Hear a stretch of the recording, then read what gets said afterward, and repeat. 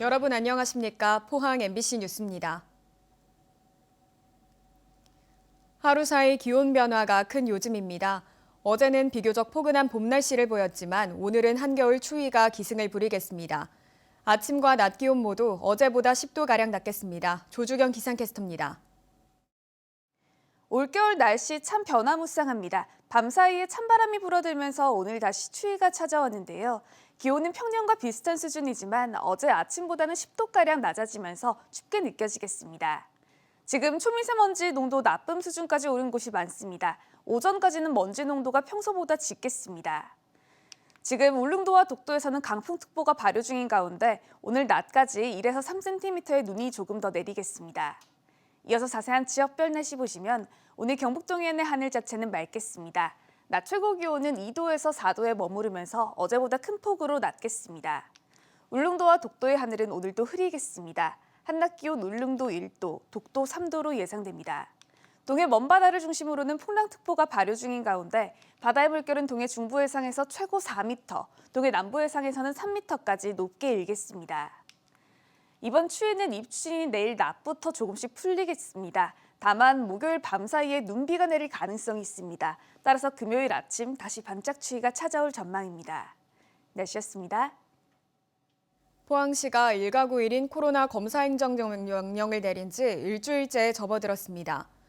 시민 불편이 잇따르자 검사 기간을 연장하고 검사소 수도 늘려 혼란은 줄었는데요. 하지만 수십억 원의 막대한 예산과 많은 인력이 투입된 만큼 과연 실제 효과가 있는지는 의문입니다. 박성아 기자가 보도합니다. 포항의 한 보건소 앞, 코로나19 검사를 받기 위해 수십 명의 시민이 줄지어 서 있습니다. 추위 속에 대여섯 시간씩 기다리던 검사 초기에 비해서는 사정이 많이 나아졌습니다. 지난주 몰려든 인파에 발길을 돌렸다가 다시 검사소를 찾은 시민도 많습니다. 애 먹었어요. 하려고 하다가 며칠 더 있다가만 좀 오다 싶어가지고 지금 오늘 왔어요. 검사소도 늘리고 검사 기간도 나흘 연장했지만 시민들은 준비 안 된 포항시 행정에 아쉬움을 나타냈습니다. 다른 거 하듯이 홀짝수로 이래 하면 덜 난 분비 색깔. 그때 날씨도 추웠는데. 포항시 오천읍과 장기면 등 읍면 지역은 행정명령에서 제외돼 전수검사가 과연 효과가 있는지 시민들은 우려합니다. 왔다 갔다 하는 포항 시민들인데 받으려면 다 똑같이 받아야 되는데 뭐 어디는 제외하고 어디는 받는다는 거는 좀 효과가 좀 떨어지는 거 아닌가 모르겠어요. 특히 의료계에서는 1가구 1인 검사에서 음성이 나오더라도 다른 가족의 감염 여부는 여전히 미지수라고 말합니다. 그분이 대표로 검사를 하는데 그분이 음성이라고 그 가구가 음성이라는 얘기가 아니잖아요. 그분 이외에 다른 분이 무증상 감염이 됐을 수도 있고. 이 때문에 투입하는 막대한 비용과 인력에 비해 큰 효과를 거두기 힘들다고 지적합니다. 오늘 검사를 했지만 일주일이 지나면 다시 감염이 될 수, 지금은 괜찮더라도 일회용이기 때문에 큰 의미가 없다는 거죠. 의료 인력이라든지 비용 시간 대비 좀 얻는 것이 좀 부족할 수 있고. 한편 포항시 의회도 이번 행정명령이 졸속 준비로 논란을 빚었다며 코로나 확산 방지의 긴급성을 이해하지만 사전에 시의회와 시민 공감대도 없이 추진됐다고 비판했습니다. MBC 뉴스 박성아입니다. 포항시는 어제 0시부터 2월 14일 24시까지 2주간 사회적 거리 두기 2단계를 연장한다고 밝혔습니다. 시는 전국적인 감소 추세와 달리 지난 12월부터 현재까지 시의 누적 확진자 수가 전체 확진자의 총 71%를 차지할 정도로 매우 엄중한 상황임을 고려했다고 설명했습니다. 이에 따라 식당, 카페는 오후 9시부터 다음 날 오전 5시까지 포장 배달만 허용되고 목욕장, 사우나 등은 음식 섭취 금지와 시설 면적 8제곱미터당 1명으로 인원이 제한됩니다. 5명 이상 사적 모임 금지와 특별 방역 조치도 2주 연장하며 특히 다가오는 설명절, 직계가족 간 모임도 5명 이상은 금지하되 함께 사는 가족만 예외로 허용하기로 했습니다. 기존 코로나 바이러스보다 전파력이 1.5배나 높은 변이 바이러스가 경북에서도 처음 확인됐습니다. 두바이에서 장기간 체류하다 입국한 사람인데 입국 후에 가족에게도 변이 바이러스가 전파된 것으로 확인됐습니다. 손은민 기자가 보도합니다.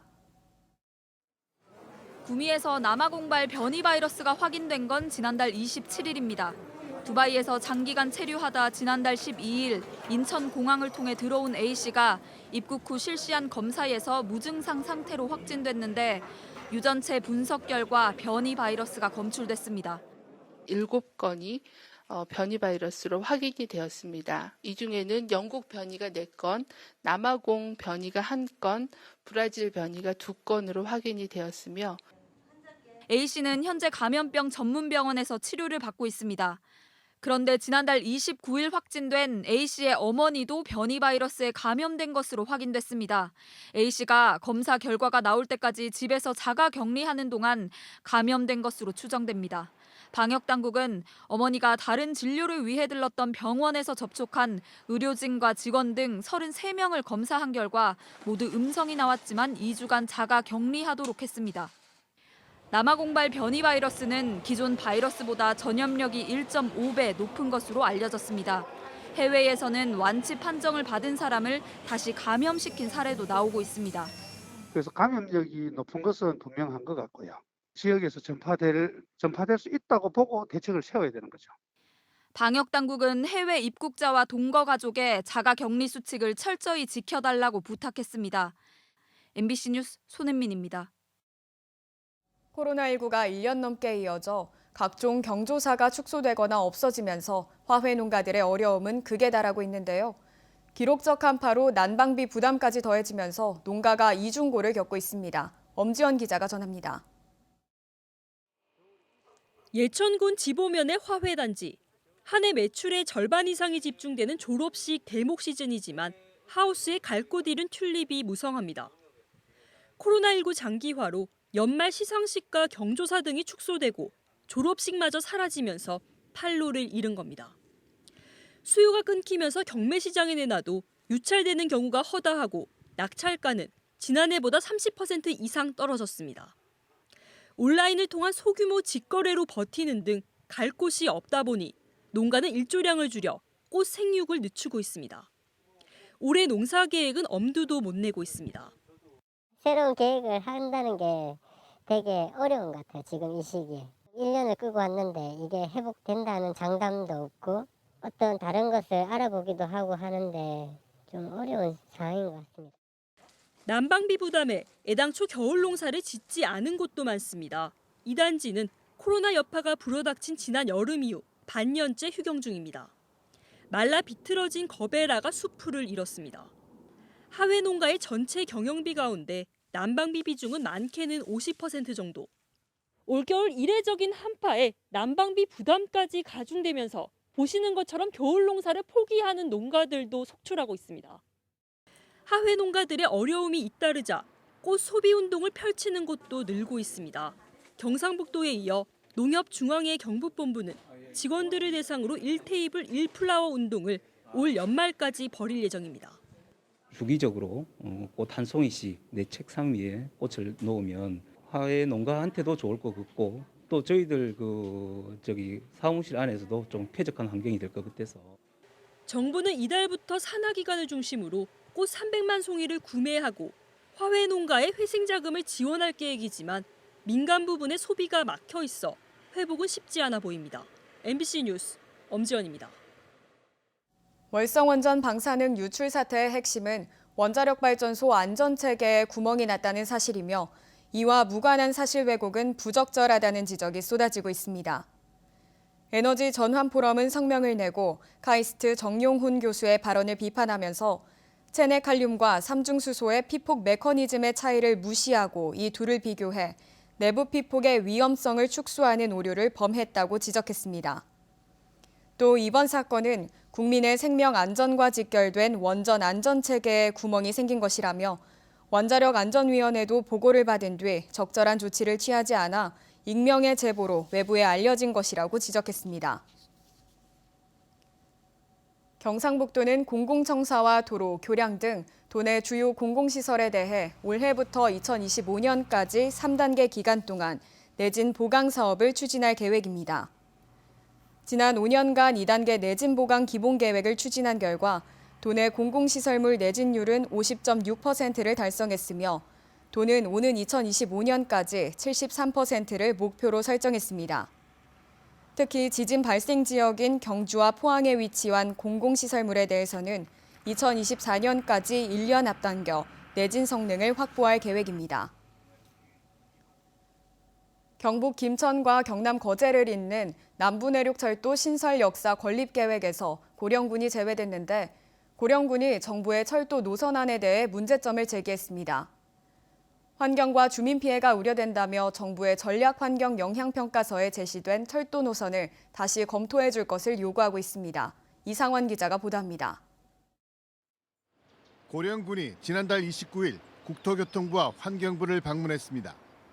남부 내륙철도 건설 사업 전략 환경 영향 평가를 재검토해달라는 의견을 제출하기 위해서입니다.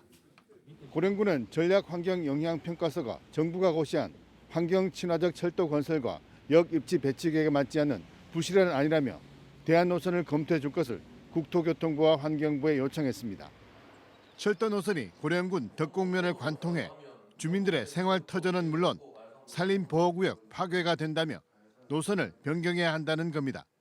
자연 환경과 그리고 지역 주민들의 생활을 피해를 최소화할 수 있도록 노선 자체를 가야산 공진공원과 그리고 고령군 경계 지역으로 이렇게 반드시 노선을 바꾸어서 그렇게 처리돼야 할 것입니다. 환경 피해를 최소화하기 위해 가해산 국립공원을 우회하도록 했다는 정부의 설명은 설득력이 떨어진다며 가해산 국립공원 터널화 사업을 추진해 줄 것을 강력히 촉구했습니다. 수정한 대로 통과를 한다면은 또 여기에 그 고령 군민들과 고령군 의회 해가지고 반대 추진회를 결성해서 꼭 그것만은 통과되지 않도록. 국토교통부는 고령군 주민들의 의견을 검토한 뒤 정부 입장을 정리해서 다음 달 초 열릴 예정인 주민공청회에서 발표하겠다고 밝혔습니다. 고령군은 또 관광 수요와 경제성을 고려해 고령군, 해인사, 거창군, 달성군이 공동으로 이용할 수 있는 간이역사 설치를 건의했습니다. MBC 뉴스 이상원입니다. 대구에서 발생한 아동 양육시설 학대 사건과 관련해 법원이 해당 사회복지사에게 징역형의 집행유예를 선고했습니다. 원장과 이 아동 양육시설을 운영하는 사회복지법인에는 벌금형이 내려졌는데요. 형량이 가볍다는 지적도 나옵니다. 보도에 윤영균 기자입니다. 아동 인권 침해 의혹으로 국가인권위원회 조사를 받는 대구의 한 아동 양육시설에서 또다시 아동 학대 의혹이 불거졌습니다. 지난 2019년 11월 대구의 한 아동 양육시설에서 지내던 18살 원생은 한 사회복지사로부터 심한 욕설과 폭언을 들었습니다. 이 사회복지사가 다른 아동을 학대한 사건에 대해 경찰에 진술한 지 열흘 뒤에 벌어진 일이었습니다. 애를 이렇게 멱살을 잡고 막 이제 자기 차량으로 막 끌고 갔대요. 유치원 마당이야. 근데 애는 불안할 거 아니에요. 차를 타면 안 될 것 같아서 계속. 재판부는 이 사회복지사에게 징역 8개월에 집행유예 2년을 선고했습니다. 자신이 근무하는 아동 양육시설 원생에게 정서적 학대를 했고 이는 자신의 형사사건 수사에 불리한 진술을 했다는 이유로 보복을 한 것이라고 본 겁니다. 이보다 2달 전쯤 5살짜리 원생을 식당 밖에서 맨발로 세워놓고 훈계한 혐의로 기소된 이 시설 원장에게도 벌금 300만 원이 선고됐습니다. 누구보다도 아동을 보호하고 양육해야 할 의무가 있는데도 단순한 훈계가 아니라 정서적 학대를 했다고 판단했습니다. 사회복지법인에도 벌금 700만 원이 선고됐습니다. 모두 검찰의 구형량보다 많이 줄어든 것으로 온정주의 판결이라는 비판이 나옵니다. 아동학대에 대한 경종을 울려야 되는데 이번 판결은 그것에 비해서 되게 온정적인 어떤 판결이 아닌가 또 유감을 표합니다. 그래서 해당 재단의 사과와 관련자 징계, 피해 아동의 치유 등 재발 방지를 포함한 후속 조치도 필요하다는 지적이 나옵니다. MBC 뉴스 윤영균입니다.